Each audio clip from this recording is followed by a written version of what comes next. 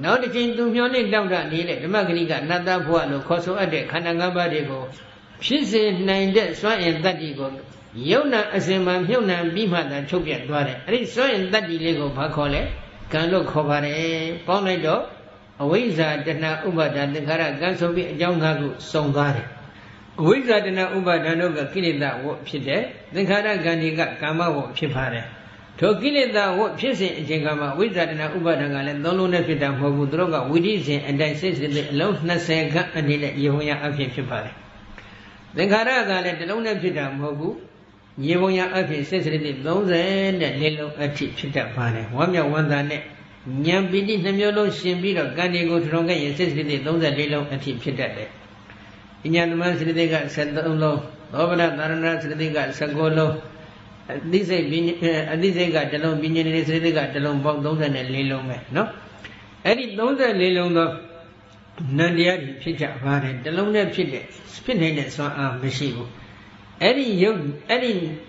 ီကိလေသာဝတ်လို့ခေါ်ဆိုအပ်တဲ့နန္တရားတွေကာမဝတ်လို့ခေါ်ဆိုအပ်တဲ့ဒီနန္တရားတွေကနေစပြီးသိသိရပါတယ်အဲ့ဒီနန္တရားတွေကလည်းသူတို့ဆံရဟရိယဝတ္ထုရုပ်ကိုမှီတွယ်ပြီးဖြစ်ပေါ်တော့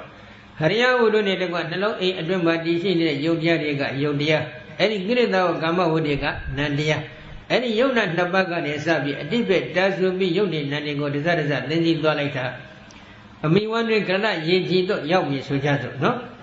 အဲ့ဒီကရဏယေကြည်ရောက်ပြီဆိုလို့ရှိရင်ကရဏယေကြည်ခိုင်းမှာတည်ရှိတဲ့ယုတ်နေနန္တွေကိုသိသိပြီးတဲ့တော်ကောင်းကဟောအတိပ္ပကိုတာစုပြီးဆက်လက်ပြီးယုတ်နေနန္တွေကိုသိသိလိုက်ခဲ့ရင်အတိတ်ကပြုစုပြတော်ခဲ့တဲ့အဝိဇ္ဇာတဏဥပါဒသင်္ခါရကံဆိုတဲ့အကြောင်းတရားတွေကိုသွားပြီးရှားဖွေတွေ့ရှိနိုင်ပါတယ်နော်ဘယ်ပုံပဲမှဘယ်နည်းနဲ့အဖြစ်တွေ့ရှိမလဲဒီအပိုင်းကိုဘုန်းကြီးဒီညနိုင်ငံသားတယောက်ပေါ့နော်ဘုန်းကြီးတို့သူ့ရဲ့အတွေ့အကြုံလေးကိုဘုန်းကြီးဒီညပြောဖို့ရည်ရွယ်ထားပါတယ်နော်အဲဒီလိုပြောတဲ့အပိုင်းမှာဘုန်းကြီးတို့နားလည်လွယ်အောင်သူကအတိတ်ကြီးကိုဘုန်းကြီးသူ့ကိုတော်ခမ်းများအရှုခိုင်းခဲ့ဘူးပါတယ်သို့တော်လည်းအတိတ်အလုံးပြောရင်တော့ဒီညအချိန်မရတော့ဘူးဘုန်းကြီးအတိတ်နည်းနည်းလောက်ပြောမယ်သူရဲ့တတ္တိယမြောက်အတိတ်လောက်ကနေစပြောရင်တော့ပို့ပြီးသဘောပေါက်ပါနော်တတ္တိယမြောက်အတိတ်လောက်ကိုသွားပြီးလှမ်းကြည့်လိုက်တဲ့အချိန်ခါမှာသူကဆရာဝန်တယောက်ဖြစ်ပါတယ်ဂျပန်အမျိုးသားဖြစ်တယ်ဆရာဝန်တယောက်ဖြစ်လိုက်တဲ့အချိန်ခါကျတော့သူကဘာလို့ရသလဲဆိုတော့ကလေးလေးတွေကိုသူကစာသင်ပေးရတယ်အထူးသဖြင့်သူ့ရဲ့သားငယ်သမီးငယ်လေးတွေကိုစာသင်ပေးရတယ်သူတို့ရဲ့ပညာရေးအတွက်သူကအမြဲတမ်းကြိုးစားရတယ်ကြိုးစားရတော့ဘဝမှာအခက်အခဲတွေကတော်တော်များများလေးရင်ဆိုင်ခဲ့ရပါတယ်နော်ဘဝမှာအခက်အခဲတွေကတော်တော်များများရင်ဆိုင်ခဲ့ရတော့သူ့မှာမိသားစုတာဝန်ကိုထမ်းဆောင်နေရတဲ့ပင်မမှုနွမ်းနယ်မှုတွေကိုအခြေခံပြီးတော့သူ့စိတ်ထဲဘယ်လိုစဉ်းစားကမ်းဝင်လိုက်တယ်နောက်ဘဝကျရင်တော့အမျိုးသမီးဖြစ်ရင်တော့ကောင်းမှာပဲတဲ့နည်းနည်းသက်သာမယ်ပေါ့သူကဒါလူလေးရဲ့ဒီအတိမှားမှုလေးကိုဘုန်းကြီးပြောချင်တာပါနော်အမျိုးသမီးဖြစ်ခဲ့ရင်သက်သာလိမ့်မယ်ဆိုတဲ့ညှော်လင့်ချက်နဲ့သူကအမျိုးသမီးဘဝဘက်သို့စိတ်ဓာတ်တွေကအညှို့ခိုင်းဆိုင်သွားတယ်ဒီတော့ဒီကလေးတွေကိုစံသင်ပေးနေတာကတော့ပညာရေးဖြစ်တဲ့အတွက်ကောင်းမှုကုသိုလ်ဖြစ်ပါတယ်ဒါပြည့်နဲ့ဒီကုသိုလ်ကသိအစစ်မမြင့်တော့လဲ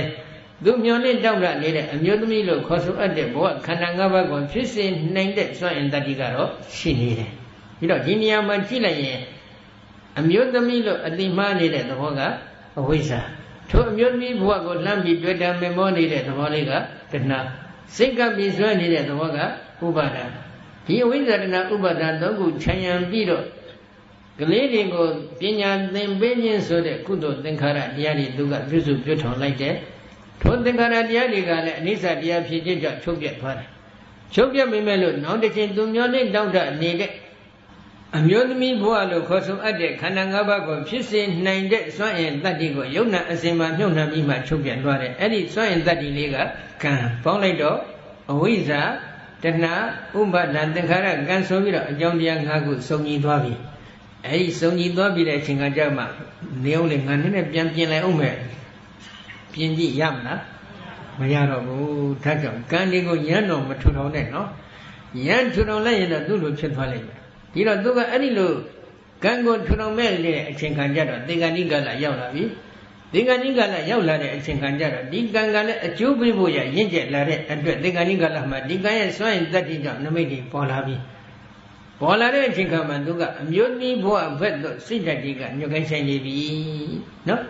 စိတ်ဓာတ်တွေကညွတ်ကိုင်းဆိုင်နေတော့အဲ့ဒီညွတ်ကိုင်းဆိုင်တဲ့အတိုင်းပဲသူကကွယ်လွန်သွားတဲ့အချိန်ခါမှာအမျိုးသမီးဘဝပြောင်းသွားပြန်တယ်အမျိုးသမီးဘဝပြောင်းသွားလိုက်တဲ့အချိန်ခါကျတော့ဒါကဒုတိယအတိတ်လောက်ရောက်သွားပြီဒုတိယအတိတ်မှာအမျိုးသမီးဘဝပြောင်းသွားလိုက်တဲ့အချိန်ခါကျတော့တခါအရွယ်ရောက်လာတော့အိမ်တော်ကြပြန်တယ်ခက်ပုံကနော်အငြိမ်ကလည်းမနေနိုင်ဘူးမနေနိုင်တဲ့ခါကျတော့အိမ်တော်ကြတဲ့အခါကျတော့ပုံမှန်ကြည့်ရတာဘာသာကြောကလည်းတော်တော်လေးညှဉ်းပန်းနှိမ့်ဆက်ပုံရပါတယ်နော်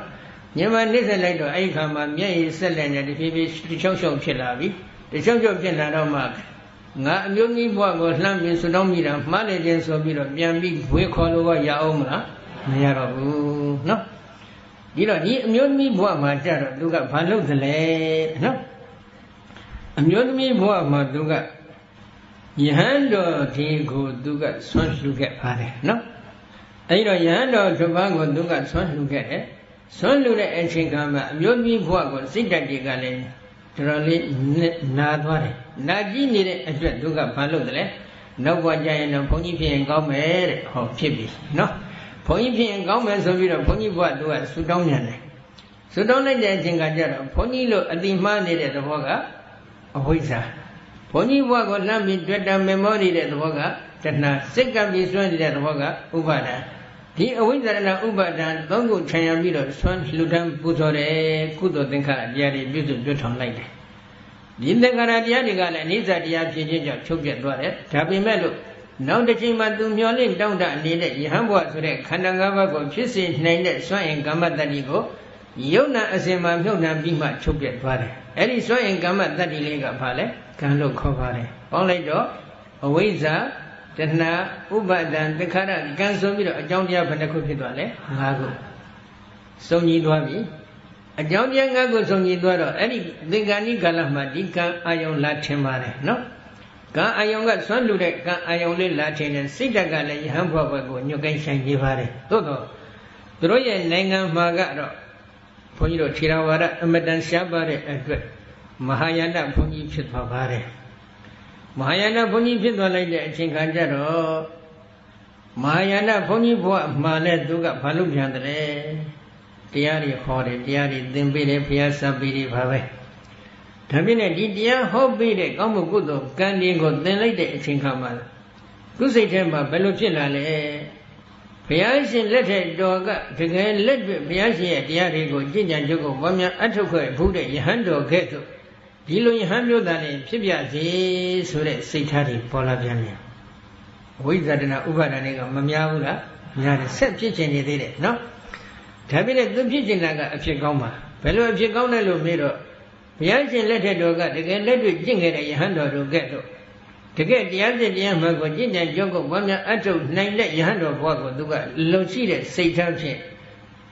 တခြားပုဂ္ဂိုလ်တွေကိုတရားဘာဝနာဟောကြားပြတာဆွဆုံးမှပေးခြင်းတရားတော်တွေကိုသင်ယူပေးခြင်းစသဖြင့်ဒီကောင်းမှုကုသိုလ်တွေကိုသူကစုဆောင်စိပုတ်ခဲ့တယ်စုဆောင်စိပုတ်လိုက်တဲ့အချိန်ခါကျတော့သင်္ကန်းဤကလရောက်လာပြီရောက်လာတော့ခုလိုပရိသတ်တွေနဲ့တူပါတယ်ခံမှန်းကြည့်ရတာပါနော်ပရိသတ်တွေကိုသူတရားဟောနေတဲ့အာယုန်တွေကသင်္ကန်းဤကလမှာလာပေါ်ကုန်ပြီပေါ်လိုက်တဲ့အချိန်ခါကျတော့လူထူထောင်ခဲ့တဲ့ကံကဝိဇ္ဇာတနာဥပါဒဏ်တွေကဘယ်လိုဖြစ်နေလဲဘုရားရှင်လက်ထက်တော်ကယဟန်တော်တို့ကဲ့သို့တကယ်လက်တွေ့တရားတော်ကိုကျင့်ကြံကြုတ်ကိုပွားများအထောက်နိုင်တဲ့ယဟန်တော်လို့အတိမနေတဲ့သဘောကဝိဇ္ဇာအဲ့ဒီယဟန်ဘဝကိုလှမ်းတွေ့တံမေမောနေတဲ့သဘောကတဏှာစိတ်ကဆွဲနေတဲ့သဘောကဥပါဒံ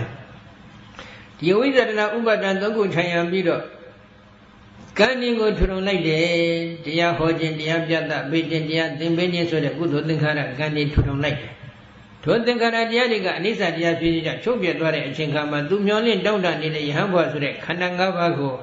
ဖြစ်စေနိုင်တဲ့စွမ်းအင်ကမ္မတ္တိကိုယုံနာအစဉ်မှာမြုပ်နှံပြီးမှချုပ်ပြသွားတယ်အဲ့ဒီစွမ်းအင်ကမ္မတ္တိလေးကိုဘာခေါ်လဲကံပေါင်းလိုက်တော့အဝိဇ္ဇာတနာဥပါဒသင်္ခါရကံဆိုတဲ့အကြောင်း၅ခုစုံညီသွားပြီစုံညီလိုက်တဲ့အတွက်ဒီဘဝမှာသူဘာဖြစ်တယ်လဲထေရဝါဒယဟန်တော်တစ်ပါးတော့လာဖြစ်ခဲ့ပါတယ်နော်ဒီတော့ဆိုလိုတာကဒီအဝိဇ္ဇာတနာဥပါဒသင်္ခါရကံဆိုတဲ့ဒီအကြောင်းတရားတွေကယခုလိုပဲဆက်လက်ပြီးထူထောင်နေမယ်ဆိုလို့ရှိရင်ဒီသံဃာခီးဆုံးအောင်မလားမဆုံးတော့ဘူးမဆုံးတဲ့အတွက်ဒီသံဃာခီးဆုံးအောင်ဘယ်ပုံဘယ်နည်းလမ်းအဖြစ်ကျင့်ရမလဲနော်အဲ့ဒီကျင့်စဉ်ဘိုင်းကို ဘုန်းကြီးညကဟောခဲ့တဲ့ပိန္ဒောလယသုတ်တံမှာဘုရားရှင်ကဆက်လက်ပြီးဟောနေပါတယ်တရားနာပရိသတ်ဖြစ်တော်မူတဲ့ယဟန်တော်တွေကဘယ်လောက်ရှိလဲယဟန်900အဲ့ဒီယဟန်900ကဘုရားယဟန်900ကိုဘုရားရှင်ကဘာဟောပေးလဲတံကိမင်းကျထဘိက္ခဝေရူပနိစ္စဝါအနိစ္စဝါတိအနိစ္စဗန္တိစိတ္တယံတို့ငါဘုရားမင်းကိုတခုမင်းမဲ့သင်ချစ်သားတို့နှိမ့်ချိုက်တယ်လို့ဖြေဆိုပါယုတ်တရားသည်နိစ္စလားအနိစ္စလားလို့မေးတယ်သူတို့ကဘယ်လိုဖြေလဲအနိစ္စဗန္တိအနိစ္စပါဘုရားဆိုပြီးပြန်ဖြေတယ်ဒီတော့ဒီဖြေဆိုချက်ကိုကြည့်လိုက်တော့ဘုန်းကြီးတို့ဒီသစ္စာ၄ပါးထဲမှာဒုက္ခသစ္စာနဲ့သမုဒယသစ္စာတရား2ပါးအကြောင်းကိုဘုန်းကြီးများများဟောနေတာထောက်လိုက်တော့ဒကာကြီးတွေသန္တရာဝုတ်ကိုလက်ပတ်နေတာဒီသစ္စာ2ခုဆိုတာတော့သဘောပေါက်လိမ့်မယ်နော်ဒီတော့ဒီသစ္စာ2ခုကိုဝတ္တသစ္စာလို့ခေါ်ဆိုပါတယ်သန္တရာဝုတ်ကိုလက်ပတ်စေတတ်တဲ့သစ္စာတွေသန္တရာဝုတ်မှာလက်ပတ်နေတဲ့သစ္စာတွေဖြစ်တဲ့နိရောဓသစ္စာနဲ့မဂ္ဂသစ္စာဒီတရား2ပါးကိုတော့ဝိဝတ္တသစ္စာသန္တရာဝုတ်မှာထွတ်မြောက်ကြောင်းသစ္စာတရား2ပါးလို့ဆိုလိုပါတယ်တေတုဘိက္ခုနောဝတ္တေကမ္မထာနာပိနိဝေသောဟောတိဝဝတ္တေနတ္တိအပိနိဝေသောထိုဝတ္တသစ္စာဝိဝတ္တသစ္စာတရား2မျိုးတို့တွင်ယောဂဝဆရာယဟန်တော်ကဝတ္တသစ္စာခေါ်တဲ့ဒုက္ခသစ္စာသမုဒယသစ္စာတရား2ပါးမှသာလျင်ဝိပဿနာဘာဝနာကမ္မထံစီးပြန်ခြင်းဆိုတဲ့ဒီအမှုကိုပြုလုပ်တဲ့ဝိဝတ္တသစ္စာဖြစ်တဲ့និရောဓသစ္စာနဲ့မဂ္ဂသစ္စာဒီတရား2ပါးအပေါ်နဲ့ဝိပဿနာဘာဝနာကမ္မထံစီးပြန်နေပွဲအကြောင်းမရှိဆိုပြီးဒီလိုဆုံးဖြတ်ထားပါတယ်ဒီတော့ဝိပဿနာဘာဝနာကမ္မထံစီးပြန်ရမယ်ဝိပဿနာဉာဏ်ရဲ့အရှုကအာယုံကဘာသစ္စာလဲဒုက္ခသစ္စာသမုဒယသစ္စာခေါ်တဲ့ဝတ္တသစ္စာတရား2ပါးဖြစ်ပါတယ်အဲ့ဒီဝတ္တသစ္စာတရား2ပါးကိုသင်္ခါရတရားတွေလို့ခေါ်တယ်မိမိတို့ဆံရအကြောင်းတရားတွေကပြုပြင်ပေးမှဖြစ်ပေါ်လာရတဲ့တရားတွေဖြစ်ခြင်းကြောင့်သူတို့ကိုသင်္ခါရတရားလို့ခေါ်ပါတယ်အဲ့ဒီသင်္ခါရတရားတွေဒီဝိပဿနာဉာဏ်ရဲ့အရှုခံအာယုံဖြစ်ပါတယ်ဒါကြောင့်ဒီနေရာမှာအထက်သာလိကြီးအထက်ကရာကဝိပဿနာဆိုတဲ့စကားလုံးကိုဘယ်လိုရှင်းထားလဲအနိစ္စတိဝသေနဝိဝိတေဟိအာကာရေဟိဓမ္မေပတ္တိတိဝိပဿနာအနိစ္စတိဝသေနအနိစ္စသတိတို့ဤအစွမ်းအဖြစ်ဝိဝိတေဟိအာကာရေဟိအမျိုးမျိုးသောအချင်းရာတို့ဖြင့်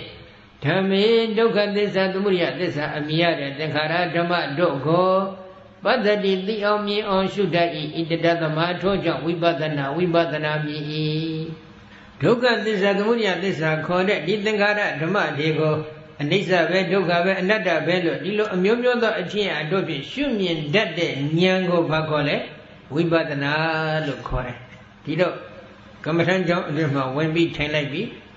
ထိုင်လိုက်တဲ့ပုဂ္ဂိုလ်ကဒုက္ခသစ္စာခေါ်တဲ့ယုတ်နာဆိုတာဘာလဲမသိဘူးသမုဒယသစ္စာခေါ်တဲ့ကြောင့်ဒုစရမှုပရိစ္ဆသမုပ္ပါသဘောတရားဆိုတာဘာလဲမသိဘူးမသိတာတွေတပုံကြီးထမ်းပြီးတော့ကမ္မထံကြောင့်အတွင်းမှာဝင်ထိုင်လိုက်တဲ့ပုဂ္ဂိုလ်မှန်တမ်းမှဝိပဿနာမှန်ကန်တိကျနေတဲ့ဝိပဿနာဉာဏ်ဆိုတာဖြစ်နိုင်ပါမလားမဖြစ်နိုင်ဘူးဒီချက်ကိုတော့မုဒုံကဒကာကြီးတွေဒီမကြီးတွေဘုန်းကြီးပေါ်မှာမုန်းရင်လည်းမုန်းပြီတော့နော်ဘုန်းကြီးဘက်ကတော့ပြောရမယ်တောင်းအရပြောတော့သွားပြီတဲ့နော်ကဲ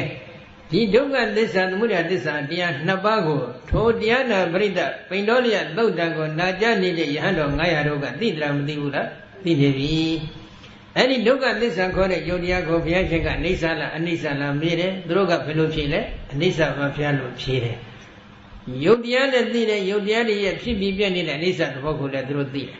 နောက်တစ်ခုဘုရားရှင်ကဒုက္ခလားဒုက္ခလားဆိုပြီးဆက်ပြီးမေးတယ်သူတို့ကဒုက္ခပါဘုရားဆိုပြန်ဖြေတယ်ဖြစ်ခြင်းပြည့်ခြင်းတန်ကျက်ဖြစ်အမြဲမပြတ်အငြင်းပါအနိစ္စခံရတဲ့အတွက်ကြောင့်သူတို့ကိုဒုက္ခလို့ခေါ်တာပါနော်နောက်တစ်ခုအနိစ္စလည်းမှန်တယ်ဒုက္ခလည်းမှန်တယ်ဖောက်ပြန်ပျက်စီးတတ်တဲ့ဝိပရိနာမဓမ္မလည်းမှန်တဲ့ဒီယုတ်တရားကိုငါပဲငါဟာပဲငါရဲ့အတ္တပဲလို့ရှုသင်ပါမလားမေးလိုက်တော့လေမရှုသင်ပါဘူးမြတ်စွာဘုရားဆိုပြီးတော့ပြန်ဖြေတယ်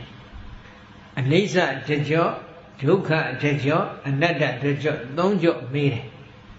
3ကြော့မေးပြီးတော့3ကြော့ပြန်ပြီးတော့ဖြေကြတယ်3ပြန်3ကြော့အမေးအဖြေပြုလုပ်ပြီးဟောနေတဲ့ဒီတရားမျိုးကိုတေပရိဝတ္တဓမ္မဒေသနာလို့ခေါ်ပါတယ်တေက3ပရိဝတ္တကအပြန်အလှန်အကျော့3ကြော့3ပြန်အပြန်အလှန်အမေးဖြေလုပ်ပြီးဟောနေတဲ့တရားလို့ဆိုလိုပါတယ်နောက်တစ်ခုဝေဒနာသညာသင်္ခါရဝิญဉ်ခေါ်တဲ့နာခန္ဓာ၄ပါးကိုလည်းတစ်ပါးစီပုံစံတူပဲမေးတော်မူတယ်ပုံစံတူပဲဖြေတော်မူပါတယ်အဲဒီတော့ ခန္ဓာ၅ပါးလုံးကိုအနိစ္စပဲဒုက္ခပဲအနတ္တပဲလို့ဒီလိုပြန်ပြီးအဖြေရတဲ့အချိန်ခါမှာဘုရားရှင်ကဝိပဿနာရှုခွက်ကိုဘယ်လိုသင်ပေးလဲတသမတိယဘိခဝေယံကိစီရူပတိတနကထပိစုပန္နာဣဇတံဝါဘိထဝါဩဒရိကဝါဒုက္ခမဝါဟိနဝပဏိတဝါယံဒုရေတံအဓိကေဝသဗ္ဗရူပနိတမမတေသောဟမတ္တမိနမေသောအတ္တတိဧဝမေတ္တယထဗုဒ္ဓသမ္မပညာယဓတ္တဗံဘိခဝေจิตယတို့တသမထိုကဲ့သို့ခန္ဓာ၅ပါးတို့၏အနိစ္စဒုက္ခအနတ္တဖြစ်၍နေခြင်းကြောင့်ဤဟဤသန္တရောမြတ်အတွင်း၌ဒုံဘေသင်္ချေသားတို့သည်အဓိတနဂတပိစုပန္နအဋ္ဌိနကပိစုပန်ဖြစ်သောယကိစိရူပံအလုံးစုံသောယုတ်တရားဒီ၎င်းဣဇဒဝါဣဇဒမူလီဖြစ်သောဗိဒဝါဗိဒမူလီဖြစ်သောယကိစိရူပလုံးစုံသောယုတ်တရားဒီ၎င်းဟိနဝါယုတ်ညတိမူလီဖြစ်သောပဏိတဝါမောမြတ်တိမူလီဖြစ်သောယကိစိရူပလုံးစုံသောယုတ်တရားဒီ၎င်းဒုရေဝဝေကွာတိမူလီဖြစ်သောတတိကေဝနိကတိမူလီဖြစ်သောယံကိစိရူပလုံးစုံသောယုတ်တရားဒီ၎င်းအတ္တိရှိဣတံတဗံဤအလုံးစုံသောယုတ်တရားကိုဣတံဤယုတ်တရားသည်ကနမမငါရဲ့ယုတ်တရားမဟုတ်ဧသောဤယုတ်တရားသည်ကနအဟမတ္တမိငါမဟုတ်ဧသောဤယုတ်တရားသည်ကနမေအတ္တငါရဲ့အတ္တမဟုတ်ဣတိဤသို့လျင်ဣတံတဗံဤလုံးစုံသောယုတ်တရားကိုသမ္မပညာယကောင်းမွန်မှန်ကန်စွာသိသောဝိပဿနာပညာဖြင့်တတဗံရှုပါသုံးသပ်ပါလေယထဗုဒ္ဓံမဖောက်မပြဟုတ်တိုင်းမှန်စွာသမ္မာပညာယယောတုယောခေနန္တုနံငယ်ဖြုတ်ခွဲပေါက်ထွင်ဝိပဿနာဉာဏ်အလင်းဖြင့်တတဗံရှုပါသုံးသပ်ပါဒီလိုဟောလိုက်တယ်နော်ဘာပြောတာလဲအတိတ်ယုတ်တရားပိစုပန်ယုတ်တရားအနတ္တယုတ်တရားဣဇဒယုတ်တရားဗိဒယုတ်တရားဩလရိကခေါ်တဲ့ယုံဉာဏ်နဲ့ယုတ်တရားဟိနခေါ်တဲ့ဒုက္ခမခေါ်တဲ့သင်္ဝေနုညာနဲ့ယုတ်တရားဟိနခေါ်တဲ့ယုံညာနဲ့ယုတ်တရားပဏိဒခေါ်တဲ့မွန်မြတ်တဲ့ယုတ်တရားဒုရခေါ်တဲ့ဝိခေါ်တဲ့ယုတ်တရားတဏိကခေါ်တဲ့နိကတဲ့ယုတ်တရားအဲ့ဒီယုတ်တရား12မျိုးဘယ်ယုတ်တရားကိုမဆုံးယုတ်တရားအကုန်လုံးကိုပဲနေတမမငါဟာမဟုတ်နေသောဟမသမိငါမဟုတ်နမေသောအတ္တငါရဲ့အတ္တမဟုတ်လို့ဒီလိုရှုပွားသုံးသပ်ပါဆိုပြီးဘုရားရှင်ကသင်ပေးတယ်ဒီတော့အဲ့ဒီသင်ပေးချက်ကဒကာကြီးတွေရဘူးတဲ့သို့မဟုတ်ရွတ်ဖူးတဲ့အနတ္တလက္ခဏာသုတ်တံမှာလည်းမပါဘူးလားပါနေပါတယ်ဒီလိုဆိုရင်ဘုရားရှင်ကအဋ္ဌိခန္ဓာဝေဒနာတင်ညာသင်္ခါရဝิญဉ်တွေလည်းပုံသဏ္ဍာန်ပဲဟောပါတယ်နော်ပေါင်းလိုက်မယ်ဆိုရင်အဋ္ဌိခန္ဓာ၅ပါးအဋ္ဌိခန္ဓာ၅ပါးကိုလည်းဝိပဿနာရှုဖို့မြတ်စွာဘုရားဟောသလားမဟောဘူးလားဟောပါတယ်အနာဂတ်ခန္ဓာ၅ပါးကိုလည်းဝိပဿနာရှုဖို့ဟောသလားမဟောဘူးလားဟောတော်မူပါတယ်ပိဿုပန်ခန္ဓာ၅ပါးကိုလည်းဝိပဿနာရှုဖို့ဟောတော်မူသလားဟောတော်မူပါတယ်ဣဇဒခန္ဓာ၅ပါးလည်းဝိပဿနာရှုဖို့ဟောတော်မူတယ်ဗိဒခန္ဓာ၅ပါးလည်းဝိပဿနာရှုဖို့ဟောတော်မူတယ်ဩလရိကခေါ်တဲ့ယုံဉာဏ်နဲ့ခန္ဓာ၅ပါးဒုက္ခမခေါ်တဲ့သင်္ဝေနုညနဲ့ခန္ဓာ၅ပါးဟိနခေါ်တဲ့ယုံဉာဏ်နဲ့ခန္ဓာ၅ပါးပဏိဒခေါ်တဲ့မုံမြတ်တဲ့ခန္ဓာ၅ပါးဒုရခေါ်တဲ့ဝိကွာတဲ့ခန္ဓာ၅ပါးတဏိကခေါ်တဲ့နိကတဲ့ခန္ဓာ၅ပါးပေါင်းလိုက်တော့12မျိုးဒီ12မျိုးသောအချင်းအဖြစ်တည်နေတဲ့ဒီခန္ဓာ၅ပါးတွေကိုအနိစ္စဒုက္ခအနတ္တလက္ခဏာရေးသုံးတန်တင်ပြီးတော့ဝိပဿနာရှုပါဆိုပြီးညွှန်ကြားထားတယ်သုံးတန်မှာကတော့နေတမမနေသောဟမတ္တမိနမေသောအတ္တငါဟာမဟုတ်ငါမဟုတ်ငါရဲ့အတ္တမဟုတ်လို့ရှုပါဆိုပြီးဒီလိုညွှန်ကြားထားပါတယ်နော်ဒီညွှန်ကြားချက်နဲ့ပတ်သက်ပြီးတော့အထက်ကရာမြတ်ကသန္နောဝါဒသုတ်တံအထက်ကရာမြတ်ကဘယ်လိုဖွင့်ဆိုထားလဲနေတမမနေသောဟမတ္တမိနမေသောအတ္တတိသမနုပတ္တမိတိအနိစ္စဒုက္ခမနတ္တာတိသမနုပတ္တမိဆိုပြီးဒီလိုဖွင့်ထားတယ်ငါဟာမဟုတ်ငါမဟုတ်ငါရဲ့အတ္တမဟုတ်လို့ရှုမြင်တယ်ဆိုတာနဲ့အနိစ္စလို့ဒုက္ခလို့အနတ္တလို့ရှုမြင်တယ်ဆိုတာအတူတူဖြစ်ပါတယ်ဆိုပြီးဒီလိုရှင်းထားတယ်ဆိုလိုတာကငါဟာလို့စွဲနေတာကဖြည့်ချင်းပြင်းချင်းထန်ချက်ဖြင့်အမြဲမပြတ်အငြင်းပါအနိစ္စခံရတဲ့ဒုက္ခသဘောကိုမသိတဲ့အတွက်ဆွဲလန်းနေခြင်းဖြစ်ပါတယ်ဒုက္ခသဘောကိုခံမြတ်သိရင်ငါဟာလို့စွဲနေတဲ့ဒီတဏှာဆွဲပြိုကွဲသွားတယ်ငါပဲလို့စွဲနေတာကဖြစ်ပြီးပြက်နေတဲ့အနိစ္စသဘောကိုမမြင်လို့ငါလို့ထုံလွှမ်းတက်ကြတဲ့မမနာအစွဲပေါ်နေတာဖြစ်တယ်အနိစ္စသဘောကိုတော့ကိုယ်ရှင်းရှင်းလင်းလင်းတွေ့လိုက်ရင်ဖြစ်ပြီးပြက်နေတဲ့တရားတွေကြီးပဲလို့သိလိုက်တဲ့အခါငါဆိုတဲ့အစွဲပြုတ်ထွက်သွားတယ်မာနစွဲပြိုကွဲသွားတယ်ဒါကြောင့်ငါလို့ငါမဟုတ်လို့ရှုခြင်းနဲ့အနိစ္စလို့ရှုပါဆိုတာအတူတူပဲဖြစ်ပါတယ်ငါရဲ့အတ္တလို့ရှုပါ ငါရဲ့အတ္တမဟုတ်ဘူးလို့ရှုပါဆိုတာနဲ့အနတ္တလို့ရှုပါဆိုတာအတူတူပဲနော်အနတ္တဆိုတာလည်းအတ္တမဟုတ်ဘူးလို့ရှုပါလို့ဆိုလိုပါတယ်ငါရဲ့အတ္တမဟုတ်ဘူးလို့ရှုပါဆိုတာလည်းအနတ္တလို့ရှုပါဆိုတာနဲ့အတူတူပဲဖြစ်ပါတယ်နော်ဒါကြောင့်အနိစ္စလို့ဒုက္ခလို့အနတ္တလို့ရှုခဲ့ရင်ငါဟာမဟုတ်ငါမဟုတ်ငါရဲ့အတ္တမဟုတ်လို့ရှုပါဆိုတာနဲ့အတူတူပဲဖြစ်လို့အထက်ကရာမြတ်ကဓာန်တူထားပြီးဖွင့်ဆိုသွားတော်မူခြင်းဖြစ်ပါတယ်နော်အဲ့ဒီနည်းစနစ်အတိုင်းအကြောင်းတရားတွေကိုလည်းစနစ်တကျအနိစ္စဒုက္ခအနတ္တလက္ခဏာရဲ့သုံးတန်တင်ပြီးတော့ရှုရမှာဖြစ်ပါတယ်အကျုပ်ခန္ဓာ၅ပါးကိုလည်းအနိစ္စဒုက္ခအနတ္တလက္ခဏာရဲ့သုံးတန်တင်ပြီးတော့ဝိပဿနာဉာဏ်တဲ့အတိုင်းရှုရမှာဖြစ်ပါတယ်ဖြစ်ချင်းပြည့်ချင်းကိုအာယုံယူပြီးတော့အနိစ္စဒုက္ခအနတ္တရှုလို့ကွက်ကွက်ကွယ်ကွယ်ရှင်းရှင်းလင်းလင်းမြင်တဲ့အချိန်ခါမှာထိုခန္ဓာ၅ပါးတို့ရဲ့ဖြစ်မှုကိုမကြည့်တော့ပဲအပြစ်သက်ကိုကြည့်ပြီးတော့အနိစ္စဒုက္ခအနတ္တလက္ခဏာရဲ့သုံးတန်တင်ပြီးဆက်လက်ပြီးဝိပဿနာဘာဝနာကမ္မထစီးပြရပါတယ်နော်ဒီလိုဝိပဿနာဘာဝနာကမ္မထတွေစီးပြလိုက်တဲ့အခါမှာဉာဏ်တွေကရင့်ကျက်လာပြီဆိုကြစို့ရင့်ကျက်လာတဲ့အချိန်ခါကိုရည်ညွှန်းပြီးတော့မြတ်စွာဘုရားကဘယ်လိုဟောလဲဧဝံပတ္တံဘိက္ခဝေသုတဝအရိယတဝခောရူပသမေမိနိဗ္ဗိတတိဝေဒနာယပိနိဗ္ဗိတတိပညာယပိနိဗ္ဗိတတိသင်္ခါရေတုပိနိဗ္ဗိတတိဝိညာဏသမေမိနိဗ္ဗိတတိဘိက္ခဝေရှင်သယတို့ဧဝံဤသို့လျင်ပတ္တံပတ္တံတို့ဝိပဿနာပညာဖြင့်ရှုပွားဆင်ခြင်သုံးသပ်လျက်ရှိသောယောဂဝဆရာပုဂ္ဂိုလ်သည်ရူပသမိမိယုတ်တရား၌လည်းပဲနိဗ္ဗိတတိညင်ွေတော့၏ဝေဒနာယပိဝေဒနာတရား၌လည်းပဲနိဗ္ဗိတတိညင်ွေတော့၏ပညာယပိပညာတရား၌လည်းပဲနိဗ္ဗိတတိညင်ွေတော့၏သင်္ခါရိတုပိသင်္ခါရတရားတို့၌လည်းပဲနိဗ္ဗိတတိညင်ွေတော့၏ဝိညာဏသမိမိဝိညာဉ်တရား၌လည်းပဲနိဗ္ဗိတတိညင်ွေတော့၏အလုံးဖြစ်ပြီးပြည့်နေတဲ့အနိစ္စတရားပဲဖြစ်ချင်းပြည့်ချင်းပဲအနိစ္စခံရတဲ့ဒုက္ခတရားပဲမပြည့်စည်ပဲအကျိတ်ကအခိုင်မာနိတ္တရာအဖြစ်တည်တဲ့အတ္တမဟုတ်တဲ့အနတ္တတရားတွေပဲလို့ကျင့်ဖန်မြတ်စွာထက်ခတက်ခမြင်လာပြီဆိုတော့ကြားတော့ဘာဖြစ်လာလဲညင်းငွေလာပြီယုံမုန်းလာပြီ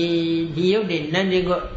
မလိုချင်တဲ့စိတ်ထားတွေပေါ်လာပြီဒီယုတ်တွေနန္တွေကိုကြည့်နေရတာကောကညင်းငွေလာပြီယုံမုန်းလာပြီနိဗ္ဗိဒဉာဏ်ပေါ်လာပြီလို့ဆိုလိုပါတယ်ဒီပေါ်လာချက်နဲ့ပတ်သက်လို့အထက်ကရာမြတ်ကရှင်းလင်းထားတာကတော့ဝိပဿနာဉာဏ်နဲ့မှနိဗ္ဗိဒဉာဏ်ကအလယ်ကောင်လောက်မှတည်ရှိနေတာဖြစ်တော့အလယ်ကောင်ကနေခံပြီးတော့ဝိပဿနာဉာဏ်စဉ်အလုံးကိုမြှောက်ပြီးပြလိုက်တဲ့မေဇေဒီပကနိအဖြစ်မြတ်စွာဘုရားဟောကြားပြတာအစုံမှသွားတော်မူခြင်းဖြစ်တယ်ဝိပဿနာဉာဏ်ဒီအစစ်စစ်ရင့်ဖြစ်ပေါ်သွားပြီလို့ဆိုလိုပါတယ်နိဗ္ဗိဒံဝိရိဇတိနိဗ္ဗိဒံနိဗ္ဗိဒံတော့ညီဝေကတိရှိသောဝိရိဇတိတမဲ့ချင်းကင်းပြတော့၏ညီငွေလာပြီးယုံမုန်းလာပြီးဆက်စုံလာပြီးဆိုလို့ရှိရင်တော့တွေ့တတ်မဲ့မှုတွေကင်းပြယုံသိချုံငင်းသွားလိမ့်မယ်ဘယ်ခံမှလဲလို့ပြီးတော့အရိယမဉ္ဇဉ်นี่အစစ်စစ်ပေါ်လာမယ်အရိယမဉ္ဇဉ်ဆိုင်ရာအရိယမဉ္ဇဉ်ရဲ့နောက်မှာလဲဆိုင်ရာအရိယဘုံညာတွေကအစစ်စစ်ပေါ်လာကြမှာဖြစ်တယ်ထိုအစစ်စစ်သောအရိယမဉ္ဇဉ်တွေကဆိုင်ရာကိလေသာတွေကိုအစစ်စစ်ပယ်တတ်လိုက်တဲ့အချိန်ခါမှာတွေ့တမေမောမှုတဏှာတရားဥဆောင်နေတဲ့ကိလေသာအညစ်အကြေးတွေအလုံးကင်းစင်သွားပြီအရိယမတရားတွေကပယ်ရှားလိုက်တဲ့အတွက်ကိလေသာအသောတွေကုန်သွားပြီအဲ့ဒီအပိုင်းကိုရည်ရွယ်ပြီးတော့နိဗ္ဗိဒံဝိရိဇတိနိဗ္ဗိဒံညီဝေကတိရှိသောဝိရိဇတိတမဲ့ချင်းကင်းပြတော့၏အစစ်စစ်သောအရိယမဉ္ဇဉ်တွေပေါ်လာပြီပေါ်လာတဲ့အခါမှာဘာဖြစ်လဲဝိရာဂဝိမု ဿတိဝိရာဂတွေ့တာမေမောခြင်းကင်းပြ၍သွားခြင်းကြောင့်ဝိမု ဿတိကိလေသာတို့မှလွတ်မြောက်၍သွားပေ၏တွေ့တာမေမောခြင်းကင်းပြယုံသိချုပ်ငြိမ်းသွားတဲ့အတွက်ကြောင့်ကိလေသာတို့မှလွတ်မြောက်တဲ့အရဟတဖို့ကိုဆက်ရောက်သွားပြီဝိမု ဿသမေဝိမု ဿမိတိဉာဏဟောတိဝိမု ဿသမေကိလေသာတို့မှလွတ်မြောက်၍သွားခြင်း၌အဟံကာတိဝိမု ဿမိကိလေသာတို့မှလွတ်မြောက်ရပေပြီဟု၍ဉာဏပစ္စဝကနာဉာဏ်သည်ဟောတိဖြစ်ပေါ်၍လာပေ၏ကိလေသာတို့မှလွတ်မြောက်ပြီဆိုရင်လည်းငါကိလေသာတို့မှလွတ်မြောက်ပြီဆိုတဲ့ဒီပစ္စဝကနာဉာဏ်นี่ပစ္စဝကနာဇောဝိတ္တိတွေလည်းပေါ်လာပြီဒါကတော့ဘုန်းကြီးတို့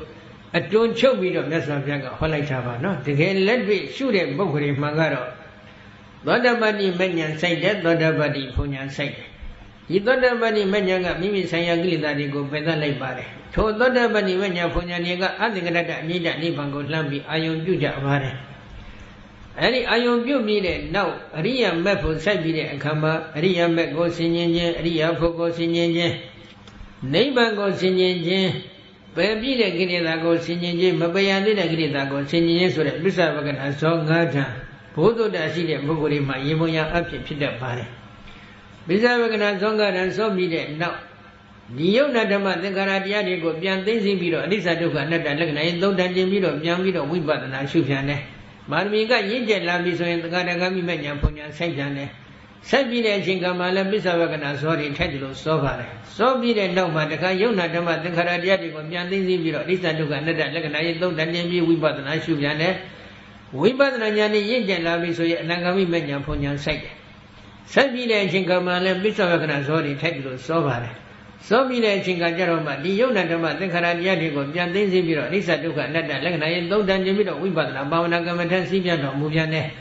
စီးပြန်လိုက်တဲ့အချိန်ကမှဝိပဿနာဉာဏ်တွေကလည်းရင့်ကျက်လာပြီဆိုရင်ရင့်ကျက်လာတဲ့ဝိပဿနာဉာဏ်တို့ရဲ့အဆုံးမှာအရတ္တမေအရတ္တဖို့စိတ်တွေကနိဗ္ဗာန်ကိုအာယုံယူပြီးဖြစ်ပေါ်လာကြပါတယ်ထိုအရတ္တမေတရားကကိလေသာအသောတရားတွေကိုအလုံးအကျွင့်ကြံမရှိကုံစင်အောင်ပယ်ရှားလိုက်တယ်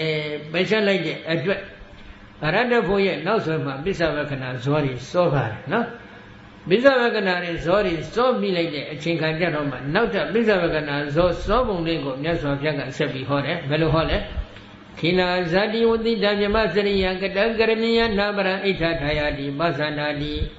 ဇာတိပရိသနေတိနိယခြင်းဇာတိတရားသည်ခိနာကုံဆုံးပြပြုံးခဲ့လေပြီပရိသနေတိနိယခြင်းဇာတိသဘောတရားငါမှကုံဆုံးပြပြုံးသွားပြီဘာကြောင့်လဲအရိယာမတရားကဆယံဆယအရိယာမတရားတွေကဆယံဆယကိလေသာတွေကိုအကျွင့်ကြံမရှိကုံစင်အောင်ပယ်ရှားလိုက်တဲ့အတွက်ကိလေသာအစိုးတတ်အစစ်တတ်ရဲ့အပေါင်းဖို့ကိုမရရှိတဲ့အတွက်ကြောင့်အတိတ်သန္တရာအစစ်စက်ကရောယခုဘဝမှာရောအရတ္တဖို့မဆိုင်မီသူထူထောင်ခဲ့တဲ့ကံတွေဒီအကျိုးပေးနိုင်တဲ့စွမ်းအင်ကမ္မတတ္တိတွေကုန်ခန်းသွားတယ်ကိလေသာအပေါင်းဖို့ရမှဒီသင်္ခါရကံတွေကဘဝသစ်ဆိုတဲ့အကျိုးကိုဖြစ်စေနိုင်တဲ့စွမ်းအားရှိပါတယ်ကိလေသာအပေါင်းဖို့အစိုးတတ်အစေတတ်မရှိတော့ဘူးဘဝတည်းကိုဖြစ်စေနေတဲ့စွမ်းအားမရှိတော့ဘူးဥပမာအဖြစ်သစ္စီလေးတစ်စီရင့်ကျက်နေတဲ့သစ္စီတစ်စီဆိုကြစို့နော်ထိုသစ္စီလေးကအထက်မှာအစိုးတတ်အစေတတ်ရှိနေသေးတယ်ဆိုရင်တော့ရေမြေဥဒုအကြောင်းညီညွတ်တဲ့နေရာမှာကြက်ချဆိုင်ပြလိုက်မယ်ဆိုရင်နောက်ထပ်အပင်သစ်ဆိုတာဖြစ်ပေါ်မလာနိုင်ဘူးလားဖြစ်ပေါ်လာနိုင်တယ်သို့တော့ဒီသစ္စီလေးကိုမိရှုလိုက်တယ်လောင်ကျွမ်းသွားပြီအထက်မှာအစိုးတတ်အစိတ်တတ်တွေအကုန်ခန့်ချောက်သွားပြီအဲ့ဒီအချိန်ခါမှာနောက်ထပ်အပင်သစ်ဆိုတာဖြစ်စေနိုင်တဲ့သဘောရှိအောင်မလားမရှိတော့ဘူးအဲ့ဒီပုံစံအတိုင်းပဲအရဟတမေတိုင်အောင်သောအရိယာမေတရားတွေကအစစ်နဲ့ကိလေသာအစိုးတတ်အစိတ်တတ်တွေကိုပယ်ရှားလိုက်တဲ့အတွက်သူထူထောင်ခဲ့တဲ့ကံတွေဒီအကျိုးပေးနေတဲ့စွမ်းအင်တွေကုန်ခန်းသွားတယ်ကုန်ခန်းသွားတဲ့အတွက်နောက်ထပ်ဘဝတည်းမဖြစ်တော့ဘူးဆိုတာလှမ်းကြည့်တော့မြင်နေပြီနော်ဒါကြောင့်ဇာတိပရိသတိတိနိယချက်ဇာတိသဘောတရားတိခိနာကုံဆုံးပြောင်းခဲ့လေပြီ